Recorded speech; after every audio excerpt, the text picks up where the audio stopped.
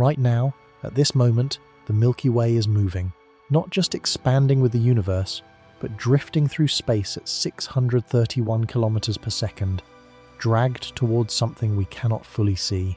In the 1980s, astronomers tracking the peculiar motion of hundreds of galaxies discovered that everything in our region of the cosmos was flowing in the same direction toward a massive gravitational concentration hidden behind the dust and stars of our own galaxy.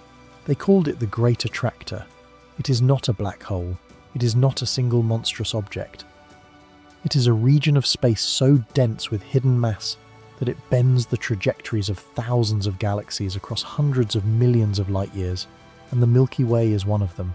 If this kind of journey through the hidden gravitational architecture of the cosmos is something you want to follow, I would genuinely appreciate it if you hit that like button and subscribe. Now, settle in and get yourself comfortable. Let's begin.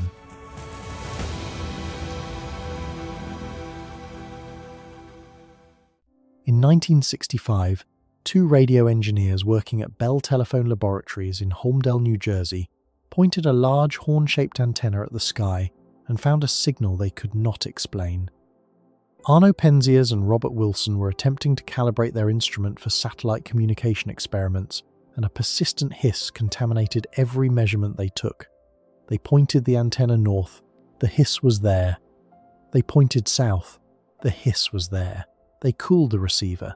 They checked every cable, every junction, every weld. They even cleaned pigeon droppings that had accumulated inside the horn. The hiss would not go away. It came from every direction, at every time of day, in every season, at the same steady intensity. It had no source they could identify. It seemed to come from the universe itself. It did. What Penzias and Wilson had detected almost by accident, while trying to solve what they assumed was an engineering problem, was the most important signal in the history of cosmology. That faint microwave hiss was the cosmic microwave background, the remnant radiation from the earliest visible moment in cosmic history. This light was released roughly 380,000 years after the Big Bang, at the instant when the universe cooled enough for protons and electrons to combine into neutral atoms for the first time. Before that moment, the cosmos was an opaque fog of charged particles, so hot and dense that light could not travel more than a short distance before being scattered. When atoms formed, the fog cleared. Light broke free, and it has been travelling through the expanding universe ever since, stretched from a white-hot glow into a faint whisper of microwave radiation sitting at just 2.725 degrees above absolute zero. That radiation fills everything. Every direction you point a sufficiently sensitive radio receiver, you detect it. Every cubic centimetre of space contains roughly 400 photons of this ancient light. It is the oldest electromagnetic signal accessible to human instruments, a snapshot of the universe when it was less than 1% of its current age. And it is extraordinarily uniform. When scientists mapped its temperature across the entire sky, they found it was the same in every direction to a precision of better than 1 part in 10,000. This uniformity was a triumph for cosmology. It confirmed that the early universe was smooth, hot, and remarkably homogeneous on the largest scales. But within that uniformity, something was hiding. By the mid-1970s, as measurement technology advanced beyond what Penzias and Wilson had available, a tiny asymmetry emerged in the cosmic microwave background temperature. One side of the sky was slightly warmer than the other. The difference was minute, roughly 3.36 thousandths of a degree, but it was persistent, repeatable, and real. The warm side lay in the general direction of the constellation Leo. The cool side lay opposite.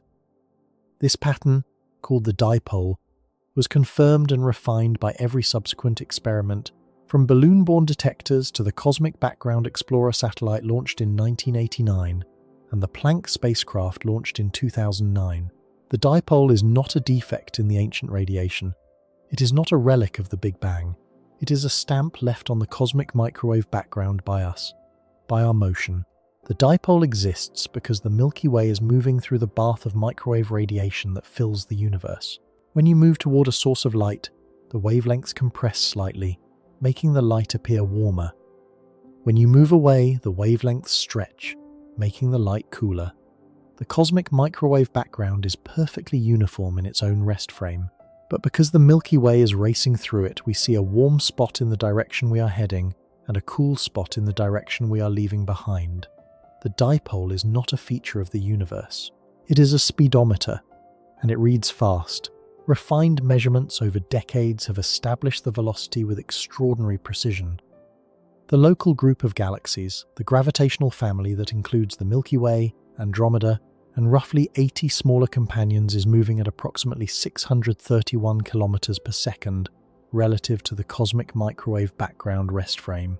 That is about 2.3 million kilometers per hour, about 1.4 million miles per hour. Feel that number for a moment. At 631 kilometers per second, you could travel from New York to Los Angeles in about 6 seconds. You could reach the moon in roughly 10 minutes. You could cover the distance between Earth and Mars at closest approach in a single day. Every 24 hours, the Milky Way crosses approximately 54 million kilometers of space, not gently drifting on the tide of cosmic expansion, moving, genuinely, physically moving through the large-scale structure of the universe, and you feel nothing. The motion is perfectly smooth, perfectly silent, shared by every star and planet and grain of dust in the galaxy. There is no wind. There is no vibration. The only evidence is a faint temperature asymmetry and radiation that has been traveling for over 13 billion years. And the direction of that motion raised the question that would consume cosmological research for the next 4 decades. The velocity of the local group points toward a broad region of sky in the southern constellation Centaurus, near the borders with Hydra and Vela. Something in that direction, or some combination of things spread across that region, is producing a gravitational pull so strong that it moves an entire galaxy group at a speed that dwarfs anything in human experience. The universe should not have a preferred direction for this kind of motion. Cosmic expansion carries galaxies apart uniformly, without favoring any particular heading. The existence of a large peculiar velocity means the matter surrounding us is not evenly distributed. There is substantially more mass in one direction than another.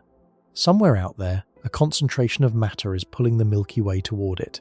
Finding that concentration became one of the great quests of 20th century cosmology, and the team that launched the search became known, with a deliberate flair for drama, as the Seven Samurai. In 1986 and 87, a collaboration of 7 astronomers, Alan Dressler, Sandra Faber, David Burstein, Roger Davies, Donald Lyndon Bell, Roberto Turlevich, and Gary Wegner published a series of landmark papers that transformed how scientists understood the motion of galaxies.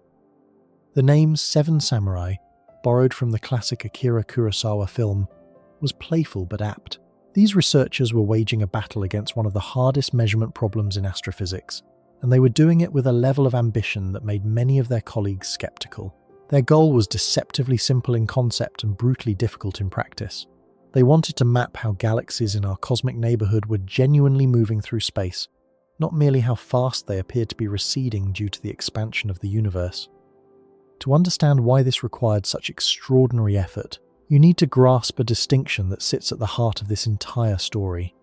A distinction between 2 fundamentally different kinds of motion that the universe imposes on every galaxy.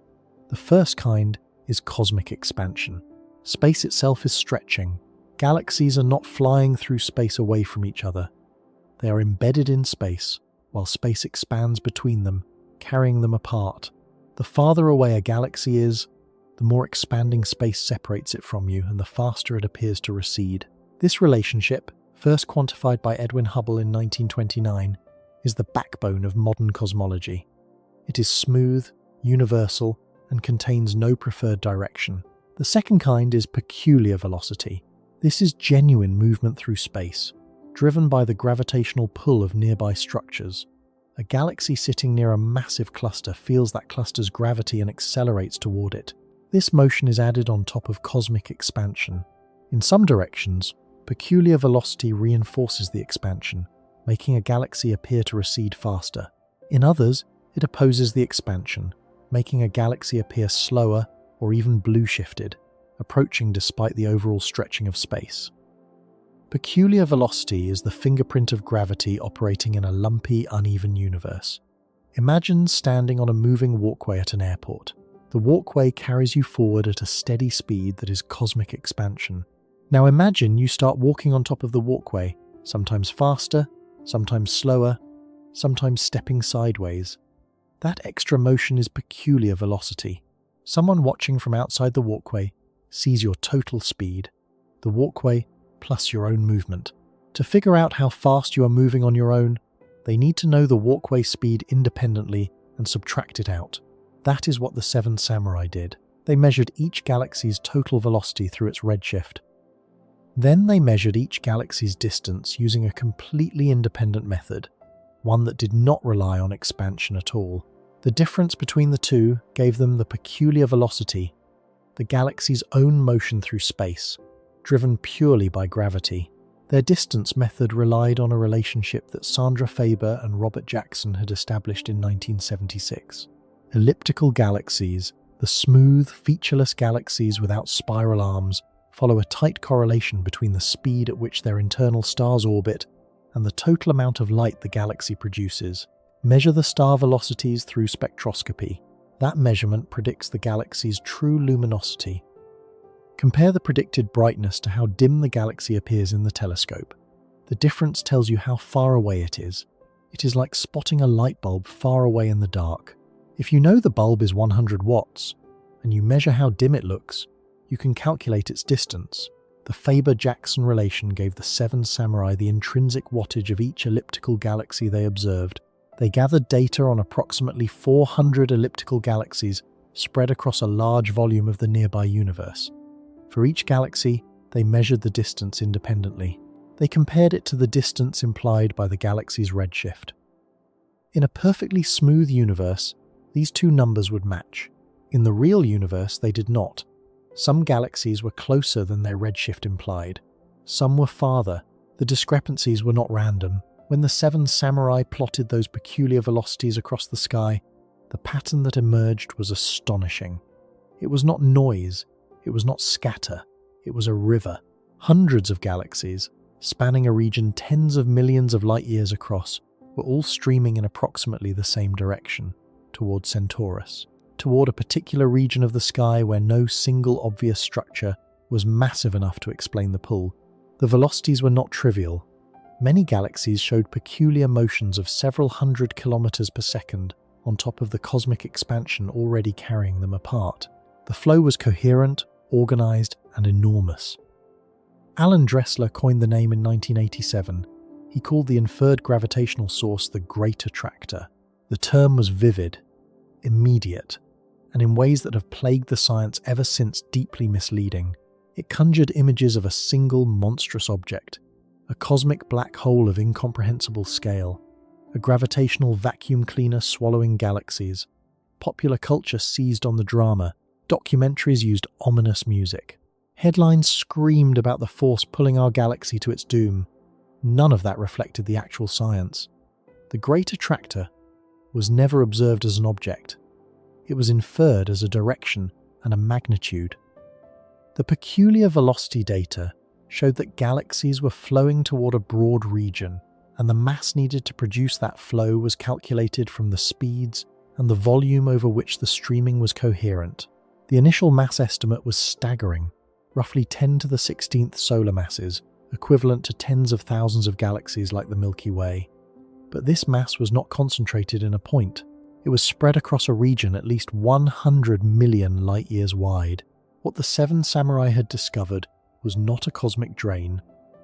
It was a gravitational basin, a region where the density of matter was higher than the surrounding average, creating a gentle slope in the landscape of the universe down which galaxies had been drifting for billions of years. The word attractor, in the scientific sense, does not mean something that grabs. It means a point toward which a flow converges. The Great Attractor was a low point in the gravitational terrain of our cosmic neighborhood, and the Milky Way was on the slope. The discovery did not go unchallenged. In fact, it ignited one of the most contentious debates in observational cosmology, a dispute that would take more than a decade to fully resolve. The core problem was deceptively simple. Peculiar velocities are not measured directly. They are residuals, the leftover difference between two large numbers. You measure a galaxy's redshift, which gives you its total velocity. You measure its distance independently, which tells you what velocity cosmic expansion alone should produce at that distance. The peculiar velocity is the gap between the two. But both measurements carry uncertainties. Redshifts are precise, typically good to a few tens of kilometers per second. Distance measurements are not. The Faber-Jackson relation, the Tully-Fisher relation, and every other distance indicator used in peculiar velocity work carry individual uncertainties of 15 to 20%. When you subtract one large, precise number from another large, imprecise number, the residual inherits all the noise of the weaker measurement. A 20% error on a distance of 200 million light-years translates into a peculiar velocity uncertainty of several hundred kilometers per second comparable to the signal being measured. This noise problem created an opening for systematic errors to masquerade as real flows. The most insidious of these was Malmquist bias, a statistical effect that arises whenever you observe objects with a range of true brightnesses in a survey that has a detection limit. At large distances, you preferentially detect the brightest galaxies because faint ones fall below your threshold. If you are not extremely careful in your statistical treatment, this brightness selection can systematically distort your distance estimates, making distant galaxies appear closer than they are, and manufacturing a spurious flow pattern that mimics gravitational infall. Some critics argued that the Great Attractor flow was exactly this, not a gravitational signal but a statistical mirage baked into the sample selection. Multiple independent teams attacked the problem through the late 1980s and the 1990s. Groups led by Riccardo Giovanelli and Martha Haynes compiled large Tully-Fisher samples of spiral galaxies, measuring distances independently of the elliptical galaxy data the Seven Samurai had used. The Israeli physicist Avishai Deckel and the American astrophysicist Edmund Bertschinger developed a mathematical method called POTENT, which used the measured peculiar velocities to reconstruct the full three-dimensional density and velocity fields across the surveyed volume. Their reconstructions consistently showed an overdensity in the Great Attractor direction, supporting the Seven Samurai's claim. But the amplitude of the flow varied depending on the data used, the volume sampled, and the statistical corrections applied. Some groups found flows of 400 to 500 kilometers per second toward the Great Attractor. Others found smaller values. The scatter was frustrating and the arguments were fierce. Then, in 1994, Todd Lauer and Mark Postman published a result that threw the entire field into confusion. Using a completely different technique, measuring the peculiar velocities of galaxy clusters out to distances of nearly 500 million light-years, by comparing the brightness of their brightest member galaxies, they found a bulk flow that pointed in a significantly different direction from the Great Attractor. Their results suggested the local volume was streaming at roughly 700 kilometers per second, but not toward Centaurus. Instead, the flow appeared to point more toward the constellations of Leo and Virgo. If correct, it would have invalidated the Great Attractor as the primary driver of local motion and required a completely different gravitational explanation. The Lauer-Postman result was controversial from the moment it appeared. It relied on a distance indicator that many researchers considered less reliable than the Faber-Jackson or Tully-Fisher methods. Other teams could not reproduce the result with their own data. The directional disagreement with the cosmic microwave background dipole was particularly troubling. The dipole was the most robust measurement of the local group's motion available, and it pointed firmly towards Centaurus, not Leo. Over the following years, as larger samples accumulated and systematic effects were better understood, the Lauer-Postman bulk flow faded from consensus. But its existence during the mid-1990s illustrates just how uncertain the Great Attractor story remained for years after the name was coined. The flow that the Seven Samurai had identified was not yet settled science. It was a claim under siege. The consolidation came gradually. In 1997, Jeffrey Willick and collaborators published the Mark III catalogue, which combined multiple peculiar velocity datasets, the Seven Samurai's elliptical galaxy measurements, various Tully-Fisher surveys, and other distance samples into a single homogeneous compilation, with consistent calibration and careful treatment of Malmquist bias. The Mark III catalogue allowed researchers to analyze the velocity field with more galaxies, better spatial coverage, and more uniform methodology than any previous study. Analyses based on this catalogue confirmed the reality of the flow toward the Great Attractor direction. They also revealed what some researchers had already suspected. The flow extended well beyond the proposed Great Attractor distance, continuing outward to scales that a single localized overdensity could not explain. By the early 2000s, after nearly 15 years of competing measurements, the debate had largely settled.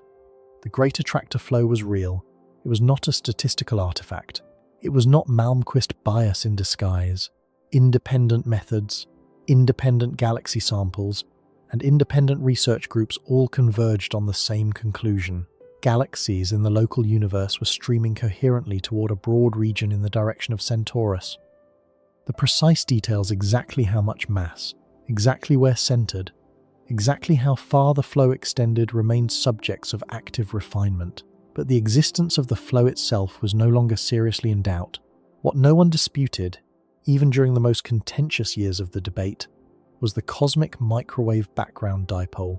The Milky Way's velocity of approximately 631 kilometers per second was measured by space-based instruments with extraordinary precision, entirely independent of any galaxy survey, and the direction of that dipole velocity agreed remarkably well with the direction the peculiar velocity surveys were finding. The ancient light and the galaxy motions pointed toward the same region of the sky. That consistency was powerful evidence that the flow was real and that its gravitational source was genuine. But as surveys grew larger and reached farther into space, something unexpected and deeply important emerged. The flow did not stop at the Great Attractor. If the Great Attractor were a single massive concentration sitting 150 to 200 million light-years away, then galaxies on the far side of it should show predictable behavior. Those that had already passed through the gravitational center should be falling back toward it, or at minimum slowing down. The flow should converge on the attractor and then fade. That is what an isolated gravitational well does. It pulls things in from all sides, and once objects pass the center, they decelerate. That is not what astronomers found. Galaxies beyond the proposed Great Attractor distance continued streaming. The flow did not converge and stop. It kept going, extending outward to 300, 400, 500 million light-years.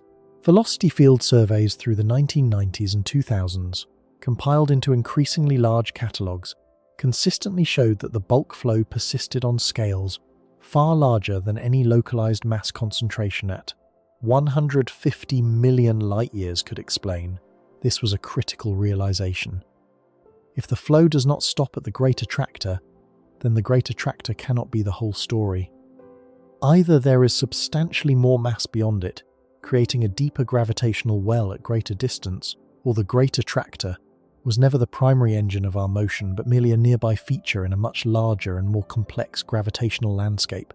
The most recent bulk flow measurements from the Cosmic Flows 4 compilation, published in 2024, and based on data from approximately 56,000 galaxies, I found coherent streaming at 150 megaparsecs, roughly 500 million light-years, of approximately 315 kilometers per second. At that scale, the Great Attractor alone cannot be responsible. The gravitational terrain extends far beyond it. The Great Attractor, it turned out, was not the bottom of the valley. It was a ledge on the wall of a much deeper basin. And there was one more problem, perhaps the most maddening of all. The region of sky where the Great Attractor appeared to be centered, the direction toward which the flow converged, was almost impossible to observe directly. Not because it was too far away, not because it was too faint, but because the Milky Way itself was blocking the view. Our galaxy is a disk of stars, gas, and interstellar dust. We live inside that disk, roughly 26,000 light-years from the center. When astronomers try to look outward through the thickest part of the disk along the galactic plane, the dust absorbs, scatters, and dims light from everything beyond. Galaxies that lie behind the densest parts of the Milky Way's disk are not gone.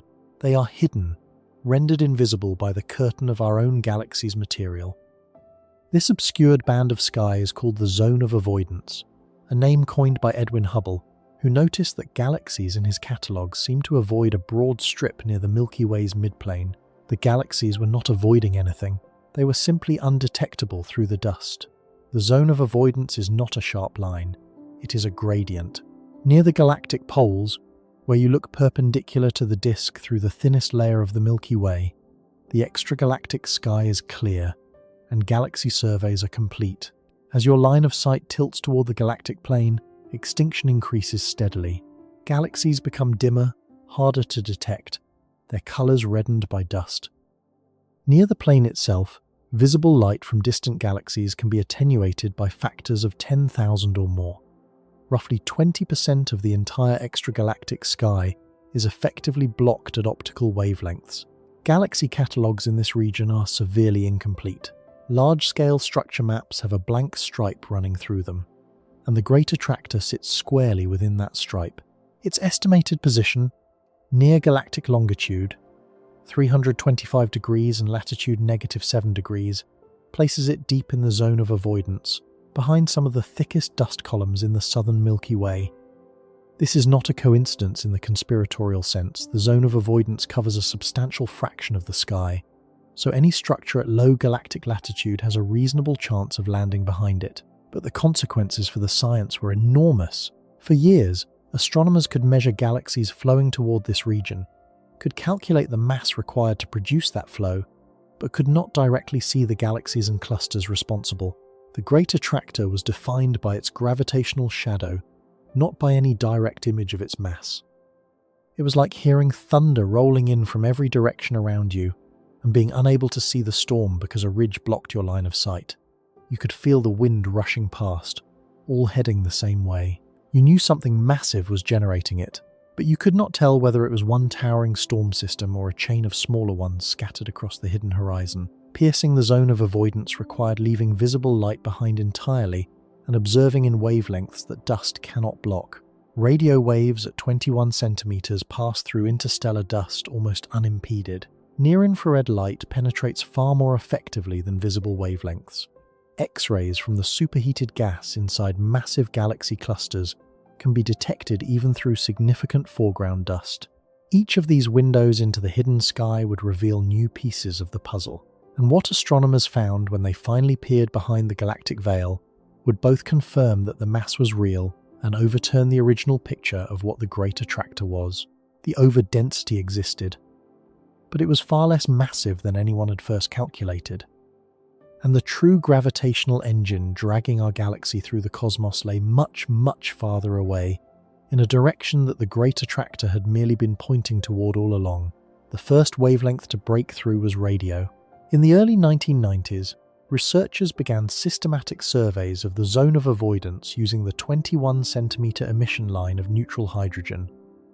This wavelength is produced when the electron in a hydrogen atom spontaneously flips its spin orientation, a rare event for any individual atom, but when trillions upon trillions of hydrogen atoms fill the space inside and between galaxies, the collective signal is strong enough to detect across hundreds of millions of light years. And crucially, radio waves at this wavelength are almost entirely immune to the interstellar dust that makes the Zone of Avoidance impenetrable at visible wavelengths. Dust grains are tiny, typically on the order of a micrometer, and they interact with light whose wavelengths are comparable to their size. Visible light, with wavelengths measured in hundreds of nanometers, scatters and absorbs readily. Radio waves, with wavelengths measured in centimeters, pass through the same dust as effortlessly as ocean swells pass over pebbles. Radio telescopes, including the Parkes 64-meter dish in Australia and the Dwingaloo 25-meter telescope in the Netherlands, conducted blind surveys along the galactic plane, scanning strips of sky where optical catalogues showed nothing at all. What they found was immediate and striking. Galaxies were there, many of them. Behind the thickest parts of the Milky Way's disk, hidden for decades from every optical survey ever conducted, lay entire populations of galaxies whose neutral hydrogen emission blazed brightly at 21 centimeters. Some were isolated spirals. Others belonged to groups.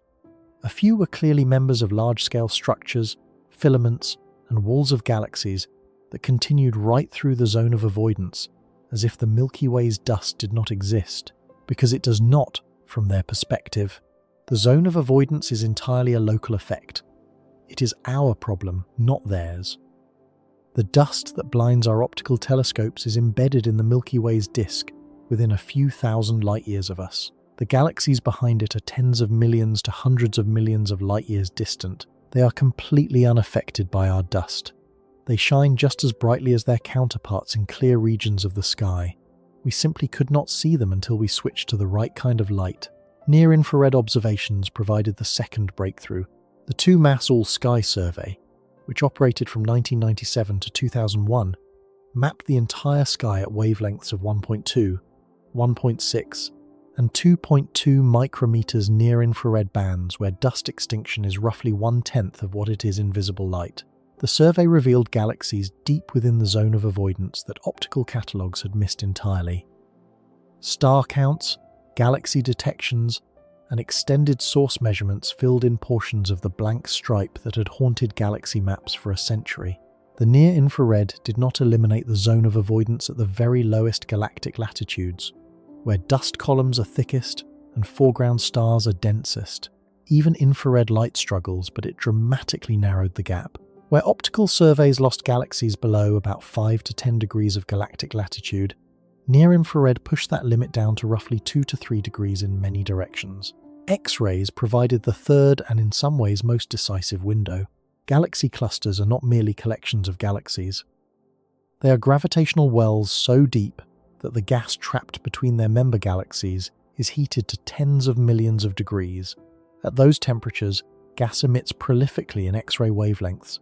A massive galaxy cluster can be one of the brightest X-ray sources in the sky. And X-rays, though absorbed by Earth's atmosphere, requiring space-based observatories can penetrate moderate amounts of interstellar dust far more effectively than visible light. The ROSAT satellite, a German-British-American mission that operated from 1990 to 1999, conducted the first all-sky X-ray survey and detected hot gas in galaxy clusters even through the partial obscuration of the southern galactic plane.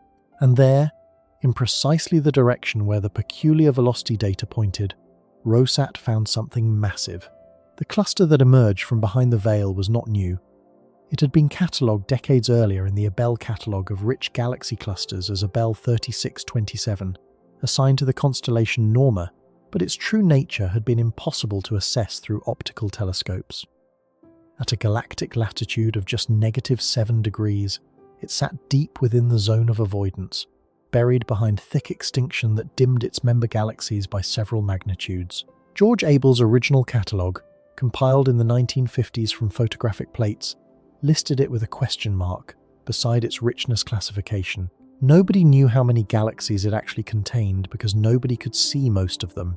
The ROSAT detection changed everything. The X-ray emission from Abell 3627, the Norma Cluster revealed a hot, luminous intracluster medium with a temperature of roughly 7 kiloelectronvolts, corresponding to tens of millions of degrees.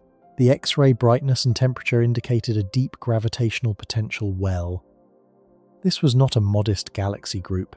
This was a massive cluster, one of the richest within several hundred million light-years of the Milky Way, and it was alive with violence. The Norma Cluster is not a peaceful place. It is a gravitational cauldron where galaxies are being reshaped, stripped, and torn apart by forces that dwarf anything in our quiet corner of the Milky Way's disk. The intracluster medium, the vast ocean of superheated gas filling the space between the cluster's galaxies, is so hot and so dense that galaxies moving through it are subjected to enormous hydrodynamic pressure. As a galaxy plunges through this gas at hundreds of kilometers per second, the medium rams into the galaxy's own interstellar gas and tears it away. Astronomers call this process ram pressure stripping, and the Norma Cluster contains some of the most dramatic examples ever observed. The galaxy designated ESO 137-001, a spiral galaxy plunging through the Norma Cluster's core, became one of the most studied victims of this process. Observations from the Chandra X-ray Observatory revealed a tail of stripped gas extending over 70 kiloparsecs, roughly 228,000 light-years behind the galaxy, pointing away from the cluster center. Imagine a smoke plume being torn from a chimney by a fierce crosswind, stretched out into a long streamer that trails behind as the chimney races through the gale. That is what ram pressure stripping does to a galaxy. The gas that would have fueled new generations of stars is ripped from the galaxy's disk and left behind, glowing in X-rays as it mixes with the surrounding intracluster medium. ESO 137-001 is being slowly killed as a star-forming system, its raw material stripped away by the sheer pressure of moving through a medium that is invisible to optical telescopes but lethal to galactic evolution. Even the cluster's brightest galaxy, ESO 137-G006, a massive radio galaxy at the cluster's core, sometimes called the corkscrew galaxy for its twisted radio jets, shows signs of intense interaction with the surrounding environment. Its radio emission reveals long, collimated jets that have been bent and distorted by the intracluster medium, spiraling into filamentary structures that trace the magnetic fields and shock fronts running through the cluster. Recent observations from the Australian Square Kilometre Array Pathfinder revealed arc-shaped radio filaments beyond the tail of this galaxy, possibly the first detection of a structure called a protolobe, formed when the galaxy's jet slams into a shock front at the cluster's outskirts. The Norma Cluster is not merely a collection of galaxies sitting in gravitational proximity, it is an environment where galaxies are actively being transformed, stripped of gas, bent by tidal forces, reshaped by the medium they swim through. Understanding this environment matters because it tells us what kind of structure sits at the heart of the Great Attractor. The Norma Cluster is not a quiescent overdensity. It is a dynamically active, merging, evolving system still growing, still accreting material from the surrounding filaments, still processing the galaxies that fall into it. The substructure within the cluster, the ongoing merger activity at its core, and the violence of the ram pressure stripping all indicate a system that has not yet reached equilibrium. It is a cluster in the act of assembling itself, sitting at the intersection of large-scale filaments that continue to feed it with new galaxies and gas. Beginning in the mid-1990s, the South African astronomer René Kraan-Korteweg and her collaborators launched a systematic campaign to study the Norma Cluster and the surrounding Great Attractor region through every available observational window. Their deep optical surveys pushed to extremely faint magnitudes, recovering galaxies that earlier catalogues had missed because of foreground extinction. They conducted redshift measurements for hundreds of galaxies in the Zone of Avoidance, building the first detailed three-dimensional map of the region where the Great Attractor was supposed to reside. Patrick Wood, working with Kraan-Korteweg and collaborators, published a detailed dynamical analysis of the Norma Cluster in 2008. From redshift measurements of 296 confirmed cluster members, they established a mean recession velocity of 4,871 km per second, placing the cluster at approximately 220 million light-years from us, roughly 68 megaparsecs. The internal velocity dispersion of 925 km per second indicated intense gravitational activity. The early-type galaxies in the cluster, the smooth ellipticals and lenticular systems, appeared dynamically relaxed, forming an elongated structure aligned with a large-scale filament dubbed the Norma Wall. But the spiral and irregular galaxies revealed significant substructure, with at least two dynamically distinct subgroups identified within the overall population. The central CD galaxy, the brightest cluster member, was itself moving at 561 km per second relative to the cluster mean, a velocity offset almost certainly related to an ongoing merger at the cluster core. The dynamical mass of the Norma Cluster, calculated from the galaxy velocities within the Abell radius of approximately 2 megaparsecs, came out to roughly 1 quadrillion solar masses, about 10 to the 15th in scientific notation. This made it comparable in mass to the Coma Cluster, one of the best-studied rich clusters in the northern sky. The Norma Cluster was confirmed as the most massive galaxy cluster in the Great Attractor region, sitting close to the predicted center of the gravitational overdensity. But here is where the story takes its critical turn. The Norma Cluster, as massive as it is, does not contain nearly enough mass to be the Great Attractor. Think about what the original discovery required. The Seven Samurai and subsequent peculiar velocity surveys found a coherent flow of galaxies extending over a volume hundreds of millions of light-years across. To produce that flow, to pull thousands of galaxies at hundreds of kilometers per second, required an inferred mass on the order of 10 to the 16th solar masses equivalent to the combined mass of tens of thousands of galaxies like the Milky Way concentrated in one region. The Norma Cluster, at 10 to the 15th solar masses, contains roughly 1/10 of that requirement. Even adding the other galaxy clusters and groups scattered through the surrounding region, the Centaurus cluster at about 130 million light-years, the Hydra cluster at roughly 160 million light-years, the Pavo-Indus groups farther south, the total mass fell far short of what the velocity field demanded. This discrepancy did not appear all at once. It emerged gradually, like a surveyor returning to measure a mountain with better instruments and finding it shorter each time. The original mass estimate from the Seven Samurai relied on fitting a simple model, a single spherical overdensity, to the observed peculiar velocity field. The method was reasonable given the limited data, but it was sensitive to assumptions about the background density, the extent of the flow, and the geometry of the attractor.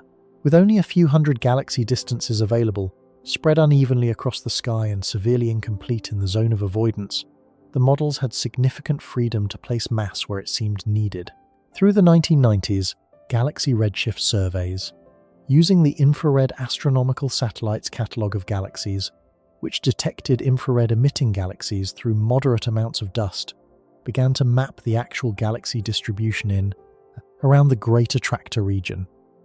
These surveys could not fully penetrate the zone of avoidance, but they mapped galaxy density on either side of it with increasing precision. The picture that emerged was sobering. The galaxy density in the Great Attractor direction was elevated compared to the cosmic average, confirming a genuine overdensity, but it was not as extreme as the velocity field had suggested.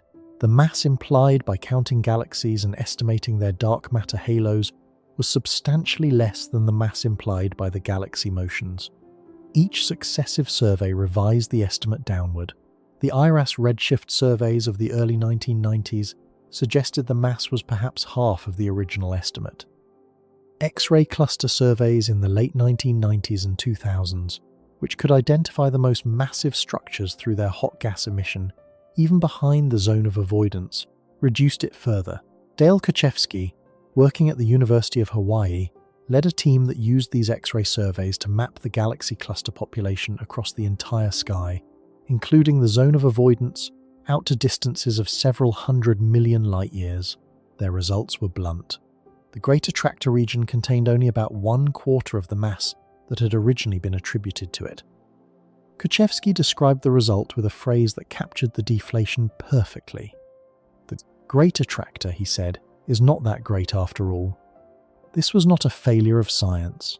It was science working as it should, initial estimates refined by better data, a bold hypothesis tested against observations and found wanting in its simplest form. The overdensity is real. The flow toward it is real. The Norma Cluster is genuinely massive and sits near the center of a gravitational basin that shapes the motions of galaxies across a wide volume. But the velocity of the local group, 631 kilometers per second, could not be explained by the Great Attractor alone. Not even close. Understanding why requires a deeper look at how astronomers use galaxy motions to reconstruct the distribution of mass in the universe. The technique is conceptually elegant and practically demanding. If you can measure how galaxies are moving their peculiar velocities, stripped of cosmic expansion, then you can, in principle, work backward to figure out where the mass must be that is causing those motions. Gravity is the only force that acts on galaxies at these scales. Every peculiar velocity is a direct response to a gravitational gradient. Map enough velocities across a large enough volume, and you can reconstruct the density field, the three-dimensional distribution of mass that produced them. It is similar to reading a topographic map from nothing but the rivers drawn on its surface. If you know which direction water flows and how fast, you can infer where the hills are and where the valleys lie, even if you have never seen the terrain directly. High peculiar velocities indicate steep gradients, places where the density changes sharply. Low velocities suggest flat terrain regions of roughly average density. Convergent flows indicate valleys. Divergent flows indicate ridges or hills. This approach, developed through the 1990s and refined dramatically in the 2000s and 2010s with increasingly large datasets, revealed a far more complex gravitational landscape than the single attractor model had assumed. The Great Attractor region appeared as one local depression in a terrain that extended far beyond it. It was a valley, certainly, but not the deepest one. The velocity field continued sloping downward past it, toward a much more massive concentration of galaxies lying roughly 4 times farther away. That concentration has a name, and it changes everything about the story. But before following the flow to its deeper source, it is worth pausing to understand what the Zone of Avoidance surveys actually revealed about the structure of the Great Attractor region itself. The picture that emerged through 2 decades of infrared, radio and X-ray mapping was not a single blob of mass. It was a web. The Norma Cluster sits at the intersection of at least 2 major structures. The Norma Wall, a long filament of galaxies stretching across tens of millions of light-years, and a broader sheet of galaxy groups and clusters extending toward the Centaurus cluster on one side and the Pavo-Indus region on the other. These structures form part of the Hydra-Centaurus supercluster complex, one of the most significant collections of galaxy clusters in the local universe. And the surprises hidden behind the Zone of Avoidance were not limited to the Great Attractor region. In 2017, a team of astronomers led by René Krahn-Korteweg announced the discovery of an entirely new supercluster lurking behind the galactic plane, one that nobody had predicted and no velocity field model had accounted for. Using spectroscopic observations of galaxies barely visible through the thinnest patches of the southern Zone of Avoidance, they identified a massive overdensity of galaxies at a recession velocity of roughly 18,000 kilometers per second, corresponding to a distance of approximately 800 million light-years.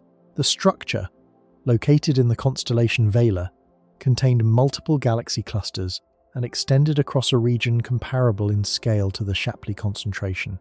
They called it the Vela supercluster. The Vela supercluster was significant not just because of its mass, which appeared enormous, potentially rivaling Shapley, but because of where it was. It lay close to the direction of the cosmic microwave background dipole, meaning its gravitational pull could contribute directly to the local group's measured peculiar velocity. And it had been completely invisible to optical surveys, hidden behind one of the thickest parts of the galactic dust layer. Its discovery was a stark reminder that the Zone of Avoidance is not merely a nuisance that slightly blurs our maps. It conceals structures large enough to reshape our understanding of why the Milky Way moves the way it does. If a supercluster the size of Vela could remain hidden until 2017, what else might be lurking behind the galactic curtain that we have not yet found? Surveys of the Zone of Avoidance continue to reveal hidden galaxies throughout the 2010s and into the 2020s. The Wallaby survey, using the Australian Square Kilometre Array Pathfinder, detected 27 new galaxy counterparts within the Zone of Avoidance in 2024, further filling in the map and reducing the fraction of the Great Attractor's mass that remained unaccounted for by roughly 15%.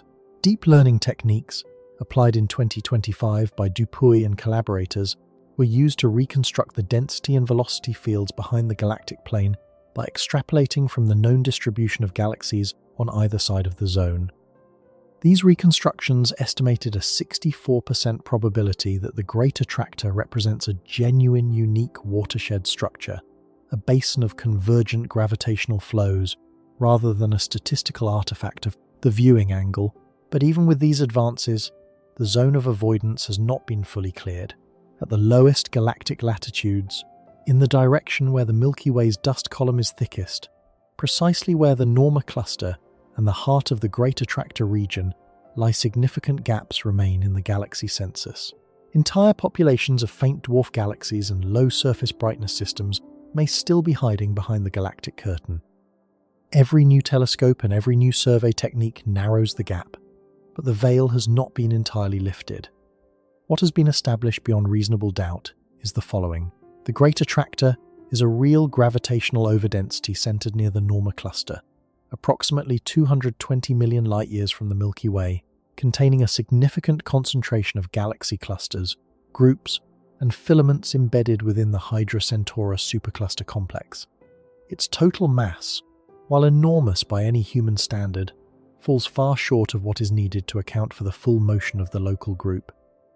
The original image of the Great Attractor as a single dominant gravitational source has been replaced by a picture in which it is one feature, an important but intermediate feature, in a much larger gravitational landscape.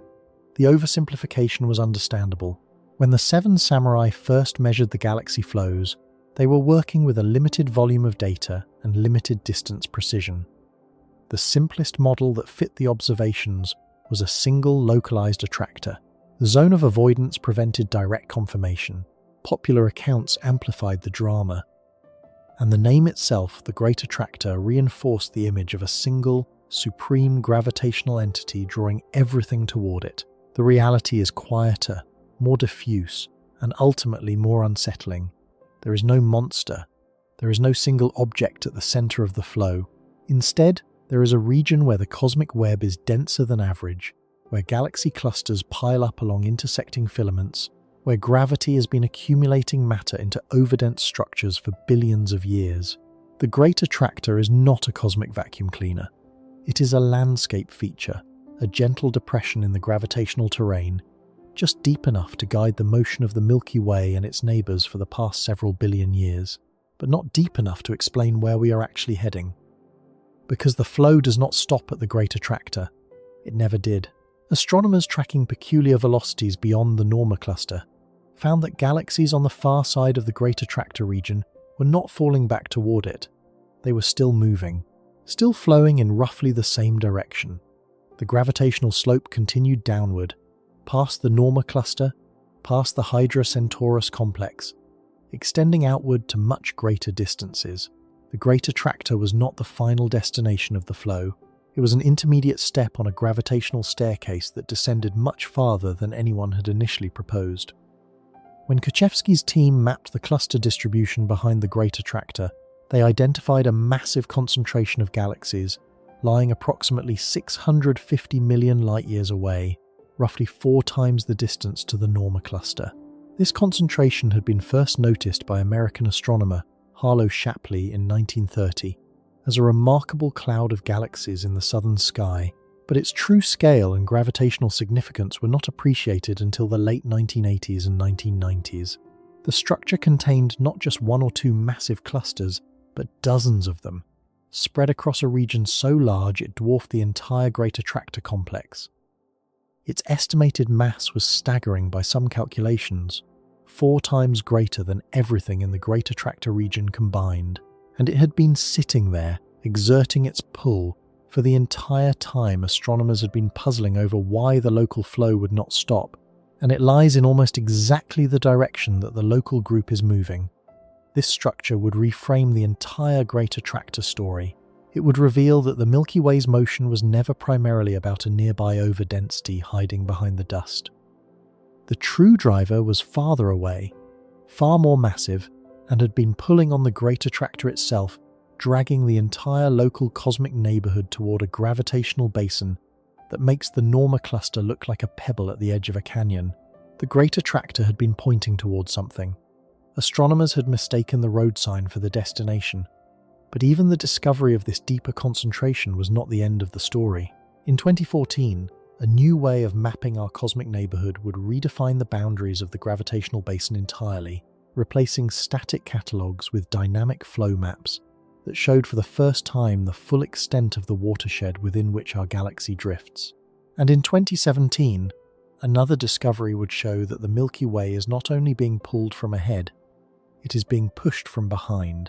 The gravitational landscape surrounding our galaxy turned out to be far stranger, far larger, and far more layered than anyone had imagined when the Seven Samurai first noticed that the galaxies were all streaming in the same direction. The Great Attractor was not the answer to the mystery. It was merely the door into a much deeper question about the structure of the universe itself.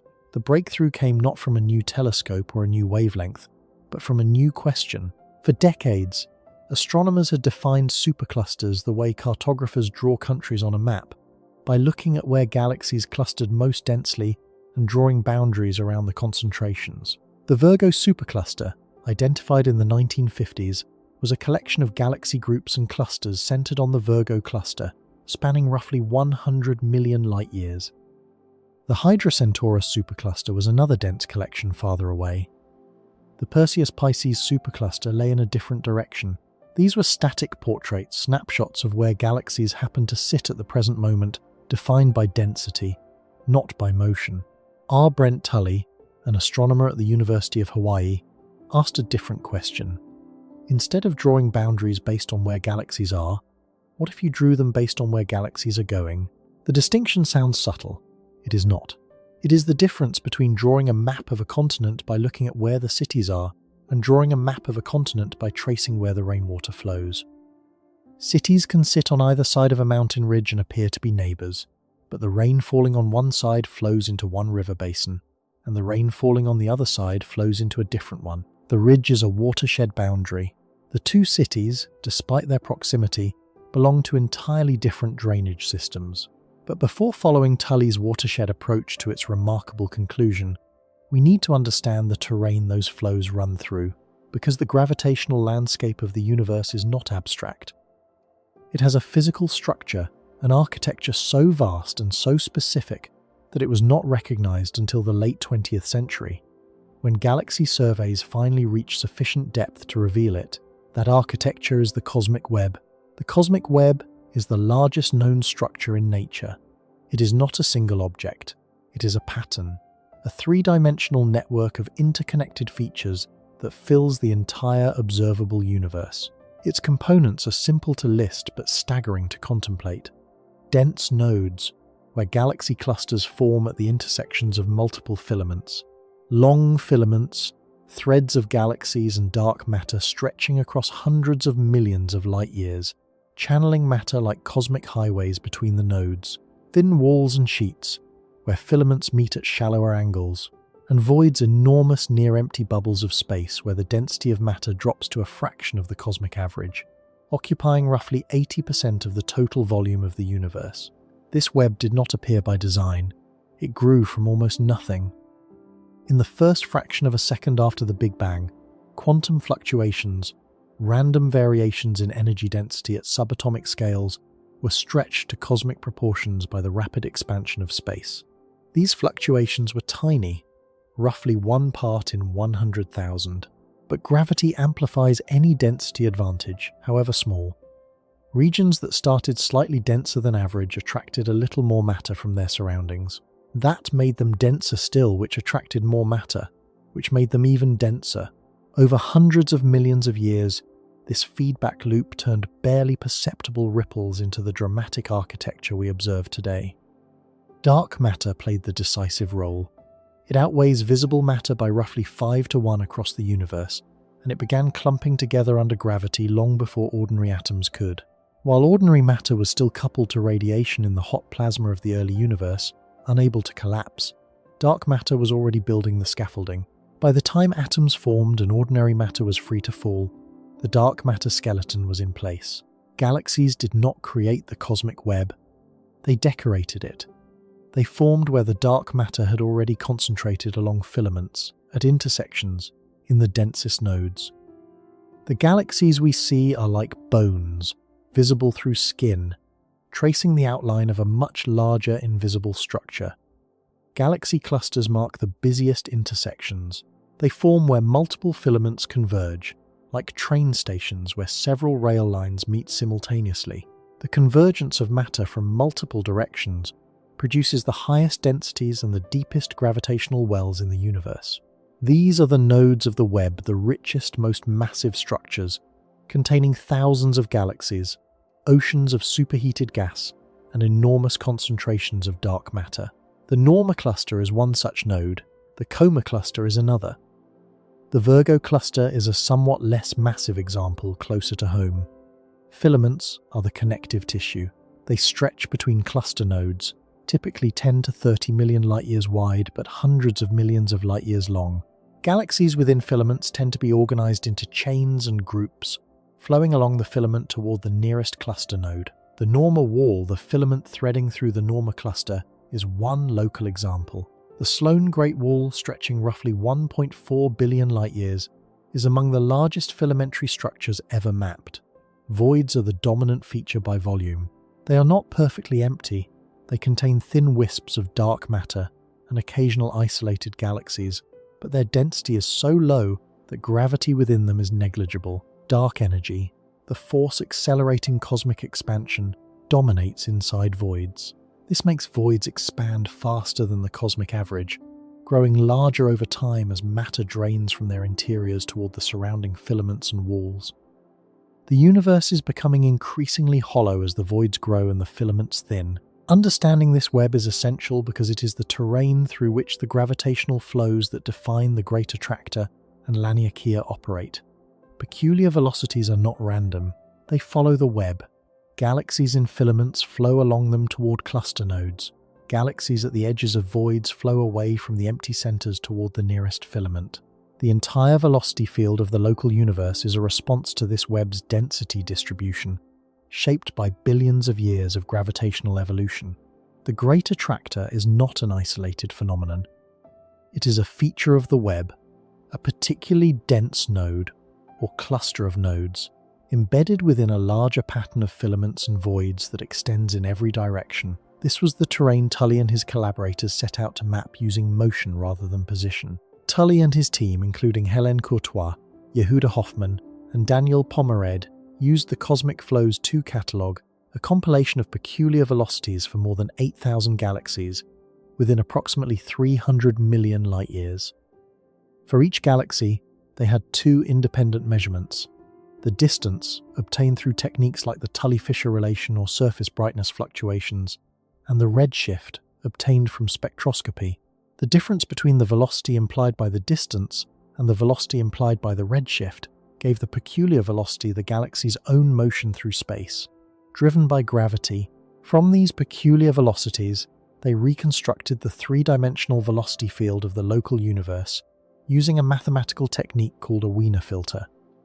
This method takes the noisy, sparse, irregularly sampled peculiar velocity measurements and produces a smooth estimate of the underlying flow field across the entire volume.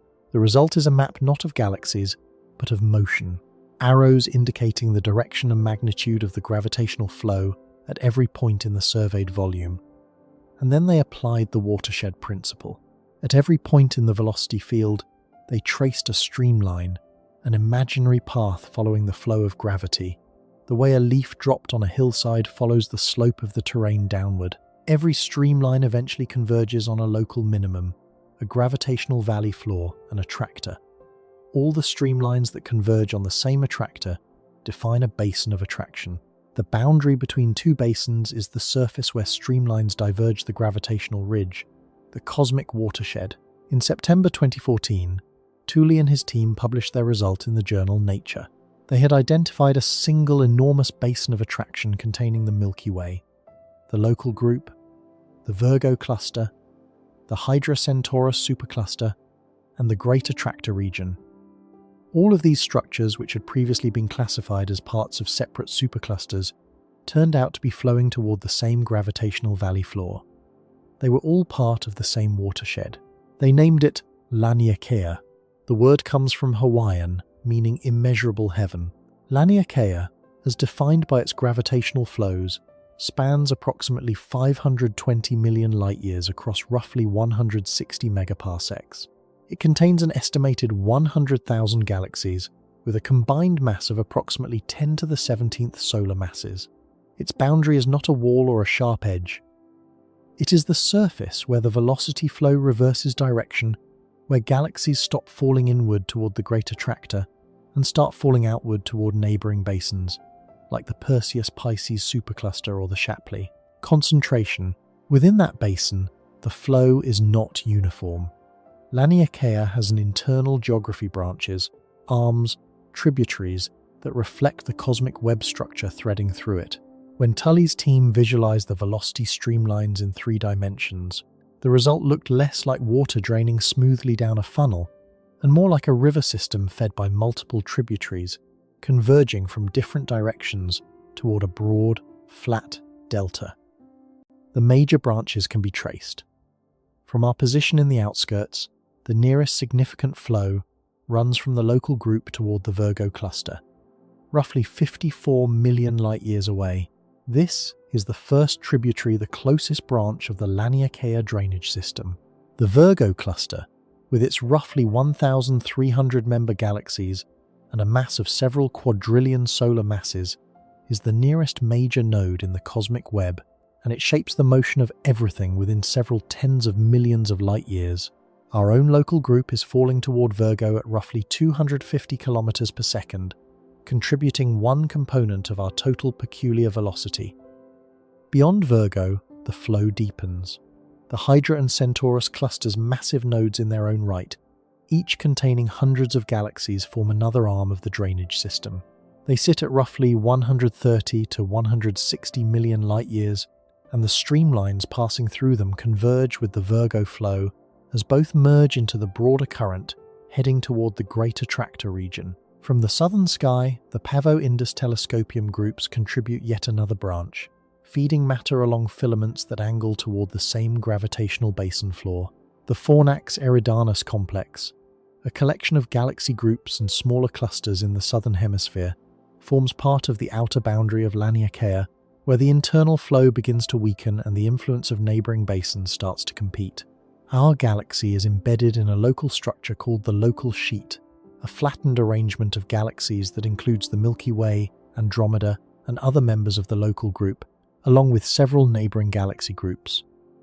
This sheet forms one wall of a small void known as the local void, an underdense region adjacent to us that contributes its own subtle push to our motion. The local sheet is itself a minor filament within Laniakea, feeding into the larger flow toward Virgo. From our position in this filament, the gravitational slope toward Laniakea's center is gentle. We sit far from the steepest part of the gradient, out where the streamlines are still relatively spread apart, and the infall velocity has not yet accelerated to its peak. Galaxies closer to the convergence zone move faster relative to the basin floor. We are in the slow outer current, barely beginning the long drift inward. The convergence zone, the region where all these tributaries meet, is not a point. It is a broad area extending across tens of millions of light-years around the Norma Cluster and the surrounding wall structures. The streamlines do not crash together at a single location. They merge gradually, the gravitational basin floor itself being extended rather than concentrated. This is why the Great Attractor proved so difficult to localize as a single source. It is not a source. It is a convergence zone, the region where the internal flows of Laniakea reach their lowest gravitational potential before the larger-scale tilt toward the Shapley concentration takes over. Tully's team accompanied their 2014 Nature paper with a remarkable visualization, a three-dimensional animation showing the streamlines of Laniakea flowing through the cosmic web. The video, widely shared and viewed millions of times, did something that no static map or numerical table could accomplish. It made the gravitational flows visible. You could see the Milky Way's position near the outer edge of the basin. You could trace the tributaries converging from multiple directions toward the center. You could see where Laniakea's boundary met the neighboring Perseus-Pisces basin, where streamlines reversed direction and galaxies began flowing the other way. For the first time, our cosmic neighborhood was not a catalogue of objects at different distances. It was a living system, a gravitational weather map, showing the currents that carry everything within them. The Milky Way sits in the outskirts of Laniakea, not near its center. The gravitational valley floor, the point toward which all internal streamlines converge, lies in the direction of the Great Attractor region. This is why the Great Attractor was detected in the first place. Our galaxy's peculiar velocity is directed toward Laniakea's center, and that center happens to coincide, approximately, with the overdensity near the Norma Cluster. The Great Attractor, in the language of the Laniakea framework, is not a mysterious force pulling us in. It is the bottom of our local gravitational basin, the lowest point in the landscape we inhabit. This reframing was profound. It did not change any measurements. The Milky Way's velocity was still 631 kilometers per second. The Norma Cluster was still there. The flow was still real. But the conceptual shift was enormous. The Great Attractor was no longer a singular entity demanding explanation. It was a feature of a landscape, the valley floor of a watershed that encompassed 100,000 galaxies. It was not pulling us so much as we were draining toward it, the way all water in a catchment drains toward the lowest point. The terror of the Great Attractor had always been the implication that something incomprehensibly massive was reaching out and grabbing our galaxy. The Laniakea picture replaced that with something more nuanced and, in its own way, more unsettling. We are not being grabbed, we are sliding. The landscape tilts and we move. But Tully's team had identified something else in their flow maps that complicated the picture further. The streamlines within Laniakea converged on the Great Attractor region. But Laniakea itself was not stationary. The entire basin, all 100,000 galaxies, was moving, flowing toward a direction beyond the Great Attractor, beyond Laniakea's own boundary, toward the most massive concentration of galaxies in the local universe. The Shapley supercluster lies approximately 650 million light-years from the Milky Way in the constellation Centaurus. It was first noticed in 1930 by Harlow Shapley, who observed a remarkable cloud of galaxies during his photographic surveys of the southern sky. For decades it remained a curiosity, a conspicuously dense patch in the galaxy distribution, noted but not fully characterized. Its true significance emerged in the late 1980s, when Roberto Scaramella and Somak Ray Chowdhury independently recognized it as an exceptionally massive supercluster and suggested it might contribute to the local group's motion. The numbers alone are staggering. The Shapley concentration contains more than 8,000 galaxies organized into at least 45 major clusters and dozens of smaller groups. Its high-density core, centered roughly on the cluster, Abell 3558, is estimated to contain a mass of about 1.3 times 10 to the 16th solar masses within a radius of approximately 40 megaparsecs. ESA's Planck spacecraft, observing the Shapley concentration through its effect on the cosmic microwave background, described it as the most massive structure within approximately 1 billion light-years of the Milky Way. Its total mass, including the extended region around the core, has been estimated at more than 10 million billion solar masses, roughly equivalent to 10,000 galaxies, like our own, packed into a volume comparable to the Virgo supercluster. But numbers do not convey what Shapley is like as a physical environment. To understand its true nature requires imagining what the universe looks like from inside the densest concentration of mass in our cosmic neighborhood. The core of the Shapley concentration is not a single cluster, but a chain of merging clusters, a pileup of massive structures colliding and combining along the filaments that feed the region.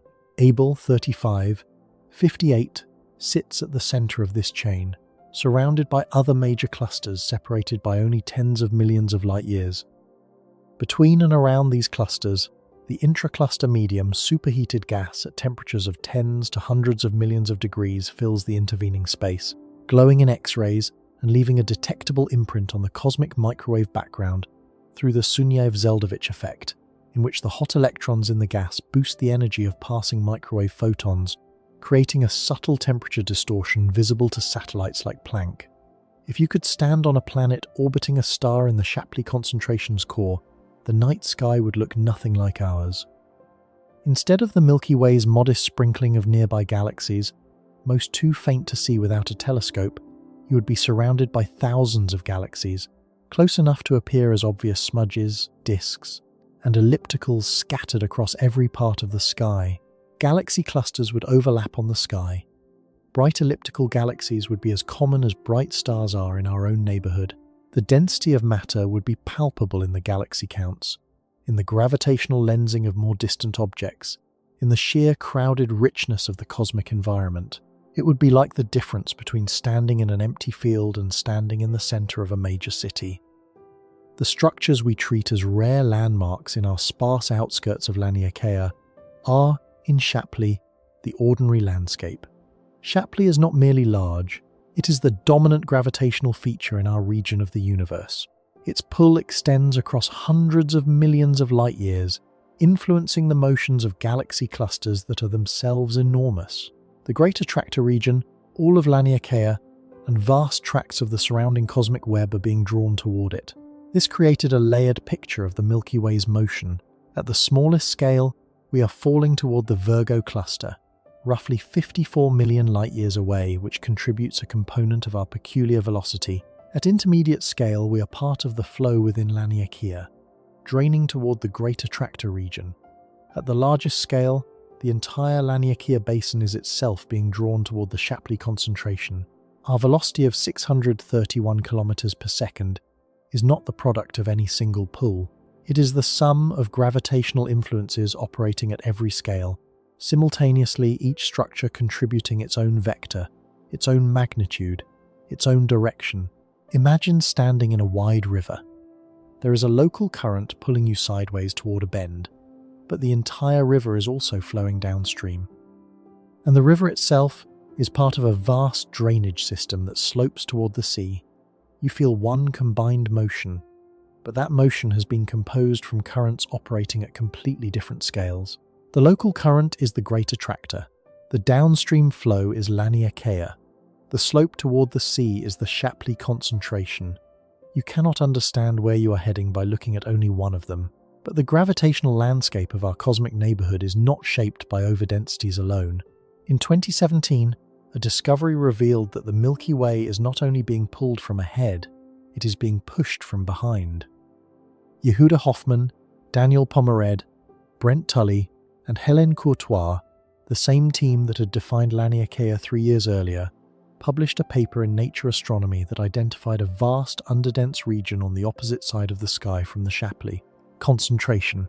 This region, located approximately 700 million light-years away, in a direction roughly opposite to where the local group is heading, appeared to be a huge cosmic void, a region where the density of galaxies fell well below the cosmic average. They called it the Dipole Repeller. The name is provocative, but the physics is straightforward. Gravity is always attractive. There is no anti-gravity at work. The Bessasi. But in an expanding universe, what matters for the peculiar motion of a galaxy is not the absolute pull of gravity from any one direction. It is the difference in pull between different directions. If there is significantly more mass on one side of you than the other, the net effect is a drift toward the denser side. The Shapley Concentration, packed with tens of thousands of galaxies, pulls powerfully from one direction. The Dipole Repeller, largely empty, exerts very little pull from the opposite direction. The imbalance is what matters. The void does not push in any literal sense. But the absence of matter on one side, combined with the enormous excess of matter on the other, creates a net flow away from the void and toward the concentration. The kinematic effect, the observable consequence for galaxy motions, is as if the void were pushing, and this effect is not static. Cosmic voids evolve. They are not merely empty patches left over from the Big Bang. They are active participants in the evolution of the cosmic web, growing emptier and more influential over time. As the universe expands, the slight underdensity that characterized a void in the early universe becomes more pronounced. Matter drains out of the void toward the surrounding filaments and walls, drawn by the greater gravitational pull of the denser regions. The void becomes emptier. The filaments become denser. The contrast between them sharpens. Dark energy accelerates this process inside voids, where the reduced gravity cannot resist the expansion. Voids grow faster than the cosmic average, their boundaries pushing outward, their interiors becoming more dilute.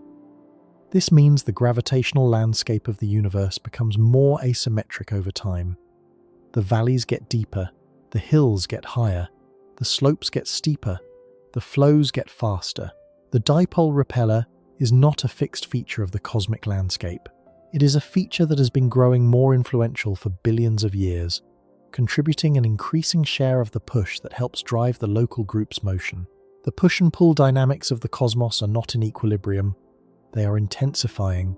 Hoffman and his team showed that the Shapley Attractor and the Dipole Repeller contributed roughly equally to the observed motion of the local group. The direction of the cosmic microwave background dipole, the heading of our 631 km per second journey, lies close to the axis connecting these two structures. We are caught between a gravitational mountain and a gravitational valley, and the slope runs from one to the other. The Dipole Repeller had never been identified before because voids are inherently difficult to map. They are defined by the absence of galaxies, and you cannot measure the distance or velocity of galaxies that are not there. The void was inferred from the pattern of galaxy flows around it, galaxies streaming away from one region and converging on another, and confirmed by the extremely low galaxy density in the relevant part of the sky. The discovery of the Dipole Repeller completed a picture that was fundamentally different from the one the Seven Samurai had sketched in the 1980s. The Milky Way's motion is not caused by one massive object pulling us toward it. It is caused by the entire three-dimensional gravitational landscape of our cosmic neighborhood. Overdensities pulling, underdensities contributing to the drift by their absence. The whole web of filaments, clusters, walls, and voids tilting the terrain that our galaxy slides along. The Great Attractor, far from being the answer, turned out to be one feature among many in a landscape that extends across 1 billion light-years or more, and even that picture may not be final.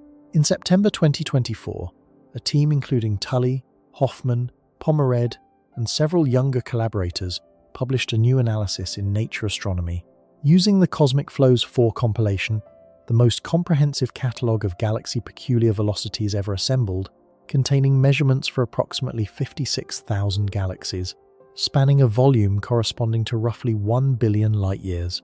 They applied a Hamiltonian Monte Carlo algorithm to reconstruct the density and velocity fields across this volume, and identified the major basins of attraction within it. The results shifted the picture once again. Laniakea was confirmed as a distinct basin, with a volume of approximately 1.9 million cubic megaparsecs. But the analysis also showed, with a slight probabilistic preference, that Laniakea may not be a fully independent basin at all. Instead, it may be a sub-basin, a secondary depression within the much larger Shapley Basin of attraction. Like a side valley feeding into a main canyon, Laniakea's internal flows converge on the Great Attractor region, but the Great Attractor itself is merely a waypoint on a longer gravitational slope that continues downward toward the Shapley Concentration. In the Cosmic Flows 4 data, depending on the resolution of the reconstruction, the watershed boundary between Laniakea and Shapley sometimes disappears entirely. The two basins merge into one. If this interpretation holds, the Milky Way does not merely reside in a supercluster that is falling toward Shapley. The Milky Way resides in the Shapley Basin itself, a gravitational territory potentially 10 times larger in volume than Laniakea alone. Our cosmic address would change. Not in any physical sense, the galaxies are where they are, moving as they move, but in the conceptual framework scientists use to describe the hierarchy of cosmic structure. The Great Attractor would become not the center of our basin, but a topographic saddle, a low point between two regions that are themselves part of a single larger drainage system. The same analysis identified the Sloan Great Wall as the largest basin of attraction in the surveyed volume, with a volume more than twice that of the Shapley Basin. Other basins were identified corresponding to the Perseus-Pisces supercluster, the Hercules supercluster, and the Lepus supercluster. The local universe, seen through the lens of gravitational flows, is not a random scatter of galaxies. It is a patchwork of enormous drainage basins, separated by ridges and saddles, with matter flowing steadily from high ground to low. But the most striking result came from the Stiskalek and collaborators' study published in early 2026. Using the Manticore Local suite of digital twin simulations, high-fidelity reconstructions of the nearby universe constrained by real observations, they revisited the Great Attractor from 3 separate angles. First, they asked what structures contribute to the local group's observed velocity of 631 kilometers per second. They found that the total mass within 155 megaparsecs of the Milky Way accounts for only approximately 72% of that velocity's magnitude, with a directional offset of roughly 38 degrees. The Great Attractor, Virgo, Shapley, all of them together, within the surveyed volume still cannot fully explain how fast we are moving or exactly where we are heading. Roughly 28% of our velocity comes from structures beyond the survey boundary, structures we have not yet mapped. Second, they traced velocity streamlines at different smoothing scales and found that where the streamlines converge depends entirely on the resolution. At small scales, the convergence points toward the Virgo cluster. At intermediate scales, it shifts to the Hydra Centaurus region, near a cluster called Abell 3565, not even the Norma Cluster, but a neighboring system. At large scales, the convergence slides outward toward the Shapley Concentration. The classical Great Attractor is not a fixed feature of the velocity field. It is an artifact of the scale at which you choose to examine the flow. Third, and most provocatively, they evolved their simulations forward in time, far beyond the present day, to determine where the local group is ultimately heading. The dominant future motion is toward the Virgo cluster, the nearest major mass concentration, which will gravitationally capture the local group over the next several billion years. But even Virgo contributes at most 1/3 of the local group's current velocity. No single structure dominates. The conclusion was stark. The classical Great Attractor is not a dynamically dominant structure. It is, in the language of the paper, an artifact of the instantaneous velocity field. That word artifact requires careful handling. It does not mean the Great Attractor is imaginary. The overdensity near the Norma Cluster is real. The flow toward it is real. The velocity field converges in that direction at certain scales. But the concept of the Great Attractor as a single dominant gravitational source explaining the local group's motion was always an oversimplification. The motion of our galaxy is the product of the entire gravitational landscape. Every cluster, every supercluster, every void, every filament, operating across a range of distances from 50 million to over 500 million light-years, all contributing their own gravitational vectors, adding and partially cancelling to produce the single measured velocity we observe in the cosmic microwave background dipole. The story of the Great Attractor, from its discovery to its current status, mirrors a broader pattern in science. An observation is made the coherent streaming of galaxies. A simple explanation is proposed, a single massive attractor. The explanation captures something real, but proves incomplete. As data improve, the picture grows more complex, more layered, more distributed. The single attractor fragments into a web of structures. The nearby overdensity turns out to be a waypoint toward a much larger concentration. The concentration turns out to be part of a basin that may itself be nested within a larger basin, and at every step, the universe reveals itself as more interconnected and more hierarchical than the previous model assumed. This is where the science currently stands. The Milky Way's peculiar velocity of approximately 631 kilometers per second is confirmed to high precision. It is directed approximately toward the Shapley Concentration, which lies beyond the Great Attractor region. The motion is caused by the combined gravitational influence of structures at many different distances. The Virgo cluster nearby, the Great Attractor region at intermediate distance, the Shapley Concentration farther out, and contributions from voids like the Dipole Repeller that amplify the flow by their absence of matter. No single structure dominates. The fraction of the velocity that can be accounted for by mapped structures is roughly 70 to 80%. The rest comes from beyond the current survey horizon. The Great Attractor is real. But it is not what most people imagine when they hear the name. It is not a cosmic monster. It is not a black hole. It is not a single entity exerting a terrifying pull on our galaxy. It is a regional overdensity, a dip in the gravitational landscape of the local universe that forms part of a much larger, much more complex web of structures guiding the motion of galaxies across scales of hundreds of millions of light-years. And this is what makes the story genuinely disturbing. Not the idea that something out there is pulling us toward it, but the realization that the pulling is everywhere.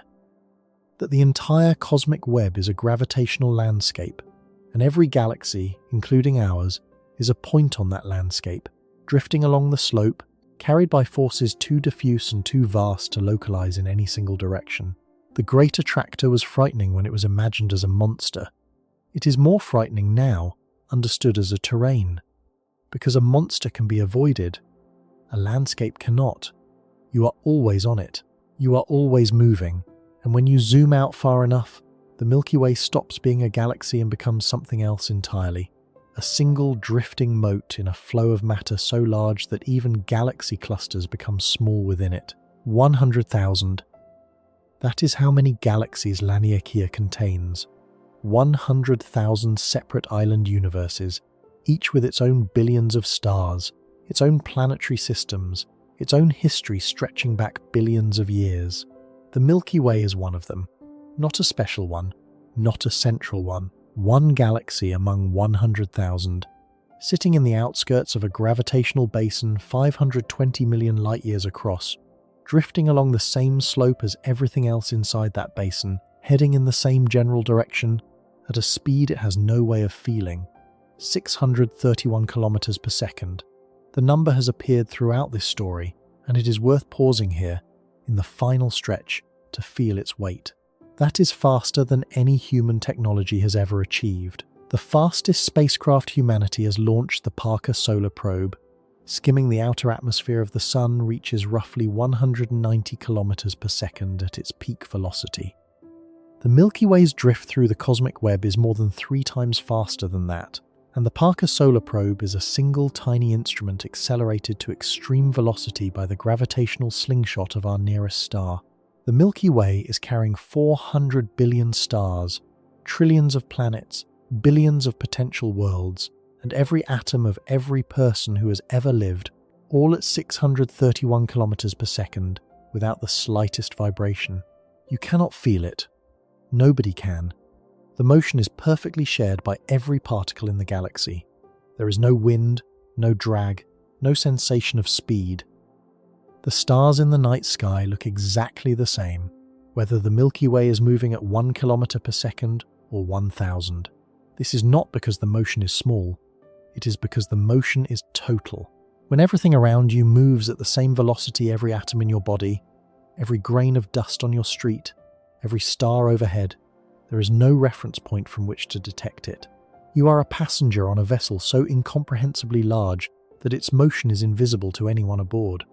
Imagine standing in the interior cabin of an ocean liner, so vast you cannot see its walls. The ship moves across the open sea at a steady speed. The floor does not tilt. The air does not stir. There is no engine hum you can detect. Nothing in your immediate environment gives any indication that you are moving at all. If someone told you the ship was crossing the Atlantic at 30 knots, you would have to take their word for it. Nothing in your experience would confirm or deny the claim. That is the Milky Way's situation, except the ship is 100,000 light-years across. The sea is the cosmic web. The speed is 2.3 million kilometers per hour, and the passengers have no portholes, only instruments sensitive enough to detect a 0.003 of a degree temperature difference in radiation that has been travelling since before atoms existed. Every year, the Milky Way crosses approximately 20 billion kilometers of space. In the time it took you to hear the previous sentence, roughly 5 seconds, the galaxy moved 3,155 kilometers. The city you're in right now is not where it was when you started listening to this thought. Earth has moved, the sun has moved, the solar system has moved, the galaxy has moved, and everything moved together, in the same direction, at the same pace, carrying you with it. This motion has been ongoing for billions of years. The gravitational landscape that drives it, the Virgo cluster nearby, the Great Attractor region at intermediate distance, the Shapley concentration far beyond, the Dipole Repeller pushing from behind has been shaping galaxy motion since the first large-scale structures formed in the early universe. The peculiar velocity of the Milky Way is not a recent event. It is a condition of existence. The galaxy has been drifting along this gravitational slope for longer than the Earth has been orbiting its sun. And here, at last, is where the most common misunderstanding must be addressed directly. The phrase that gives this story its title, "The Milky Way is falling toward the Great Attractor," is technically accurate in a narrow sense, and deeply misleading in every other. When people hear that a galaxy is falling towards something, the intuitive image is a collision, something pulling us in, a destination we are approaching, a moment of arrival, perhaps catastrophic, perhaps distant but inevitable. The word falling carries connotations of acceleration, of helpless descent, of an impact at the bottom. None of these connotations apply. First, the speed. 631 kilometers per second sounds immense, and it is by human standards. But the distances involved are so vast that the motion is glacial. The Great Attractor region lies roughly 220 million light-years away. At 631 kilometers per second, it would take the Milky Way over 100 billion years to cross that distance, roughly 7 times the current age of the universe. And that calculation ignores the most important factor of all: cosmic expansion. The universe is expanding. Space itself is stretching, carrying galaxies apart. On the largest scales, this expansion dominates everything. The Hubble flow, the smooth recession of galaxies, due to expanding space, increases with distance. For every megaparsec of separation, roughly 3.26 million light-years, galaxies recede from each other at approximately 70 kilometers per second. The Great Attractor region, at roughly 67 megaparsecs, is receding from us at about 4,700 kilometers per second due to expansion alone. Our peculiar velocity toward it, 631 kilometers per second, partially offsets that recession, but it does not overcome it, not even close. We are moving toward the Great Attractor, yes, but space is expanding between us and the Great Attractor faster than we are closing the gap. On cosmological timescales, the expansion wins. The Great Attractor region is not getting closer to us in any absolute sense. In co-moving coordinates, the frame that accounts for cosmic expansion, the Milky Way, the Great Attractor, and the Shapley Concentration are all embedded in space that is stretching. Their peculiar velocities represent local deviations from that expansion, a slight sideways drift relative to the overall flow, but they do not overcome it. This is why saying the Milky Way is falling toward the Great Attractor is misleading. Falling implies arrival. It implies that if you wait long enough, we will reach the bottom of the gravitational well and stop. In reality, the expansion of space ensures that the structures we are flowing toward will continue receding from us on the larger scales, even as we drift toward them on intermediate scales. The Milky Way will never collide with the Great Attractor. The Norma Cluster will never swallow us. The Shapley Concentration, despite its enormous mass, sits far enough away that cosmic expansion carries it beyond our gravitational reach across deep time. Follow-up studies to the original Laniakea paper have confirmed this. Laniakea, despite its impressive mass, is not gravitationally bound. The galaxies within it share a coherent flow. They are all draining toward the same gravitational basin floor, but the expansion of space across the full extent of the supercluster is strong enough that the structure will eventually disperse rather than collapse. In billions of years, the galaxies currently flowing together within Laniakea will be carried apart by dark energy, the mysterious force accelerating cosmic expansion. Laniakea is a transient feature of the cosmic landscape. It exists today as a coherent structure defined by gravitational flows, but it will not persist forever. The basin will flatten, the flows will weaken, the watershed boundary will dissolve. What will persist is the very local gravitational neighborhood. The Milky Way and Andromeda are genuinely falling toward each other, and that collision will happen in approximately 4 to 5 billion years. The local group, our immediate gravitational family of roughly 80 galaxies, is tightly enough bound that cosmic expansion cannot tear it apart. But beyond the local group, on scales of tens and hundreds of millions of light years, expansion gradually wins. The cosmic web around us will thin, distant clusters will recede beyond our observational horizon. The coherent flows that define Laniakea will fade. So the motion of the Milky Way toward the Great Attractor is real, but it is not a journey with a destination. It is a drift within a landscape that is itself dissolving. We are falling, in a sense, but the ground is falling away beneath us as fast as we descend. The trajectory has no endpoint. The slope has no bottom that we will ever reach. And this is what makes the Great Attractor genuinely disturbing, not as a threat, but as a revelation. For most of human history, the Milky Way appeared to be a fixed stage on which the drama of the cosmos played out. Stars moved across the sky, planets wandered among the constellations, comets flared and faded, but the galaxy itself seemed permanent, immovable, the background against which everything else was measured.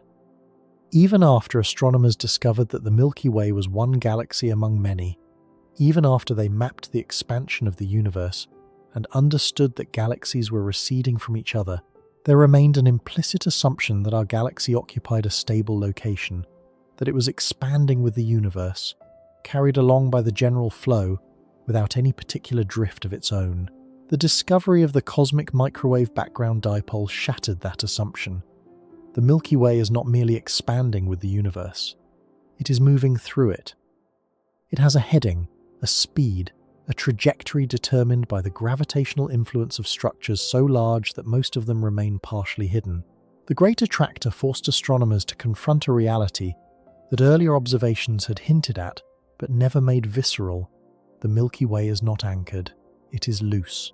It is sliding through the cosmic web like a grain of pollen drifting on the surface of a slow, vast river, carried by currents it cannot see, shaped by a bed it cannot touch, heading in a direction it did not choose. The scale of the structures governing this motion is almost impossible to hold in the mind simultaneously. The Milky Way is approximately 100,000 light-years across. It is the only galaxy we will ever inhabit. Every star visible to the naked eye belongs to it. Every civilization that might exist within reach of human technology lives inside it. It is our entire physical world, and it is 100,000 light-years wide. The local group, the gravitational family that includes the Milky Way, Andromeda, and their smaller companions, spans roughly 10 million light-years. This is the volume within which galaxies are tightly bound to each other by gravity, immune to cosmic expansion. It is our permanent neighborhood, the only region of the universe we will remain connected to across deep time. Laniakea spans 520 million light-years. It contains 100,000 galaxies. The Milky Way is one of them, sitting at the edge, drifting inward. If you could somehow illuminate every galaxy in Laniakea and view the supercluster from the outside, the Milky Way would be an unremarkable dot near the periphery, indistinguishable from its neighbors. The Shapley Concentration, the true gravitational heavyweight of our cosmic region, lies 650 million light-years away and contains more mass than any other structure within a billion light-years of us. The most recent data suggests the gravitational basin centered on Shapley may be 10 times the volume of Laniakea, a territory so large that light crossing it would need over 1 billion years. And even Shapley is not the largest basin in the surveyed volume. The Sloan Great Wall Basin, identified in the 2024 Cosmic Flows 4 analysis, is more than twice the size of the Shapley Basin. The universe is filled with these structures, basins, ridges, voids, flows, extending to the edge of our survey capability, and almost certainly far beyond it. The observable universe itself is 93 billion light-years across. It contains roughly 2 trillion galaxies. Laniakea, with its 100,000 galaxies, constitutes approximately 1/20 millionth of that total population. The gravitational flows that define our cosmic neighborhood, the flows that move the Milky Way at 631 kilometers per second, that create the Great Attractor, that feed into Shapley, operate across volumes that are enormous by any human measure, yet vanishingly small compared to the full extent of the observable cosmos. We are not at the center of anything. We are not heading toward anything special. We are one galaxy, in one basin, flowing along one slope in a universe made of countless basins and slopes extending in every direction to the limits of observation and beyond. The Great Attractor is not unique. Every region of the universe has its own attractors, its own basins, its own flows. If intelligent beings exist in the Shapley Concentration, they too are moving perhaps toward their own local attractor, perhaps as part of a larger flow we cannot yet detect. The cosmic web is a democracy of drift. Everything moves, nothing is anchored. And the part of this story that remains most honestly uncertain is also the part that is most humbling. Roughly 28% of the Milky Way's peculiar velocity cannot be accounted for by any structure within the current survey volume. The mass that has been mapped Virgo, the Great Attractor region, Shapley, the Dipole Repeller, every cluster and void within approximately 500 million light-years, explains only about 72% of our motion. The rest comes from somewhere beyond the survey boundary. Structures we have not mapped, mass we have not detected, gravitational influences we have not identified. The Zone of Avoidance still hides galaxies behind the Milky Way's dust. The farthest reaches of the peculiar velocity surveys fade into noise and uncertainty. Beyond the survey horizon, the universe continues more clusters, more voids, more filaments, more flows, and their cumulative gravitational pull contributes to the motion we measure in the cosmic microwave background dipole. We know where we are heading. We know how fast. But we do not fully know why. This is the honest state of the science. The Great Attractor story is not a mystery that has been solved. It is a mystery that has been reframed. In the 1980s, the mystery was, what massive object is pulling our galaxy through space? Today, the mystery is, how does the full gravitational landscape of the observable universe, with its countless overlapping basins of attraction, and voids of repulsion combine to produce the specific motion we observe, the question has become richer, more layered, and farther from a simple answer than it was when the seven samurai first noticed the streaming. And there is something in that layered uncertainty that reaches beyond science into something more personal. Something about what it means to exist in a universe where even a galaxy, a structure containing 400 billion stars and spanning 100,000 light-years, can be carried. We spend our lives on the surface of a small planet, orbiting one ordinary star in the outer arm of one spiral galaxy. We build cities, we write histories, we imagine ourselves as actors on a stage, and we are actors on a stage, but the stage is not fixed. The stage is drifting. The galaxy that contains everything humanity has ever known or built or dreamed is itself in motion, drawn by forces that were old when the Milky Way was young, shaped by structures that extend far beyond what we can currently see, heading in a direction that no human chose and no human can alter. The Great Attractor was named in a moment of scientific drama, and its name has echoed through decades of popular culture as something ominous, a force, a threat, a cosmic predator reaching for our galaxy.